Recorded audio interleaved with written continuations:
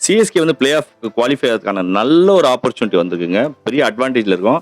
அந்த ஆப்பர்ச்சுனிட்டியை சிஎஸ்கே கரெக்டாக யூஸ் பண்ணாங்க, கண்டிப்பாக குவாலிஃபை ஆகிடலாம். ஸோ சிஎஸ்கே குவாலிஃபை ஆகிறதுக்கு என்னென்ன பாசிபிலிட்டிஸ்னு பார்ப்போம். ஸோ இப்போ ஐபிஎல் இருக்கிற ஸ்டேஜில் வந்து பாயிண்ட்ஸ் டேபிள் சரி, ஃபிக்சர்ஸும் சரி, செம்ம இன்ட்ரெஸ்டிங்கான ஒரு ஸ்டேஜில் இருக்குது. எனக்கு தெரிஞ்சு லக்னோ சூப்பர் ஜெயின்ஸ் தான் ஒரு கம்ப்ளீட் கேம் சேஞ்சராக ஸ்பாய்லராக இருக்க போகிறாங்க. ஏன்னா லக்னோக்கு இருக்கிற 3 மேட்சுமே அப்படிப்பட்ட மேட்சாக இருக்குது. இப்போ பிளே ஆஃப் குவாலிஃபிகேஷன் பார்த்தீங்கன்னா போட்டி வந்து 6 டீமுக்குள்ள தாங்க. பெங்களூர், குஜராத், அப்புறம் Hyderabad, Punjab, Chennai and RR. But இதில் வந்து பெங்களூரும் குஜராத்தும் ஆல்மோஸ்ட் குவாலிஃபை ஆகிடுவாங்கன்னு நினைக்கிறேன். ஏன்னா அவங்க 16 பாயிண்ட்ஸில் இருக்காங்க. ஸோ அவங்க வந்து மோஸ்ட்லி குவாலிஃபை ஆகிடுவாங்க. ஸோ காம்படிஷன் 4 டீமுக்குள்ள தான், Hyderabad, Punjab and Chennai and RR. இதில் பார்த்தீங்கன்னா இப்போ சென்னைக்கு வந்து 12 பாயிண்ட் இருக்குது, 3 மேட்ச் இருக்குது. வந்து சிம்பிளான ஈக்குவேஷனுங்க. நம்ம 12 பாயிண்ட் இருக்கும், 3 மேட்ச்மே வின் பண்ணாலும் நம்ம குவாலிஃபை ஆகிடும். சப்போஸ் நம்ம தோக்குறோம்னா நமக்கு வந்து ஒரே ஒரு மேட்ச் தோக்கிறதுக்கு மட்டும் தான் லக்ஸரி இருக்குது. 2 மேட்ச் தோத்தோம்னா ஒன்றும் பிரச்சனை இல்லை.